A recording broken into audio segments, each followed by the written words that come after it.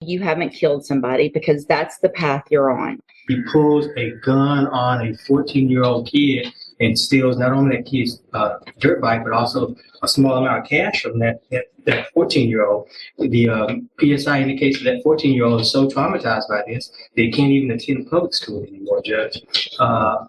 When he was apprehended with that stolen dirt bike, there was a vehicle associated with this defendant. And in that vehicle were other subjects who had 4 firearms in that vehicle, Judge. And as if that was not bad enough, he goes on to brag about this criminal activity on social media. And if that wasn't bad enough, Judge, he goes on to taunt the victim of the UUMB on social media as well. Judge, he is youthful. I'll acknowledge that. He does not have any adult criminal history, Your Honor. I will acknowledge that. But, Your Honor, what he has engaged in is beyond the pale. He needs prison time, in my opinion, Your Honor. And that's what we're asking this court to do. If somehow, in any way, shape, or form, the court's considering community supervision, we'd ask for shock probation, some prison time up front, and then shock him out on community supervision. Judge, again, this is just beyond the pale. And I think the PSI speaks for itself. Thanks, Judge.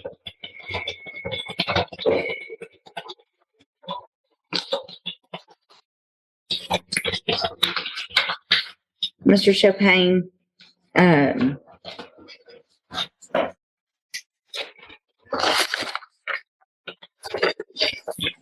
these cases for me with kids your age are so hard.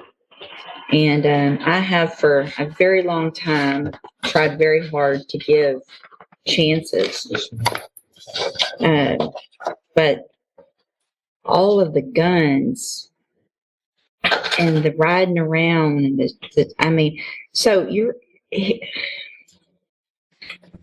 January 2019, you're put on January of 2019, you are put on probation, juvenile probation. You violated it 1, 2, 3, 4, 5, 6. On your 7th time to violate, they finally sent you to TJJD, right? 7 times you were given an opportunity. You go to TJJD. Obviously, you're not there very long because you get out. And then in December of 2022, you commit an unlawful carrying a weapon, evading arrest or detention, and you're again put on probation. You're given another opportunity in January of 2023. So in this year, you were put on probation for a gun case and an evading case. While you're on that probation, after you've been to TJJD, you commit these 3 offenses while you're on probation.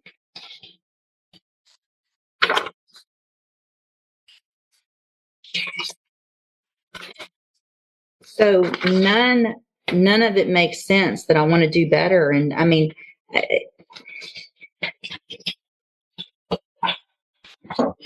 all this riding around with guns and masks and stealing, and it's just crazy.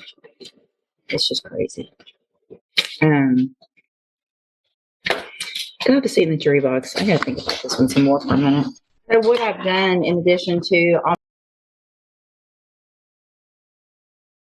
just thinking about it and looking at all of this a little bit more is ask and get any incident reports that you've had since you've been in custody. And Mr. Chopin, I appreciate Mr. Lewis and what he's done and the arguments he's made for you. And like I said before, it really kills me to what I feel like I have to do to you young people. But we are in Jefferson County tired of young people running around here with guns. You put a gun to somebody's head. We're lucky you haven't killed somebody because that's the path you're on.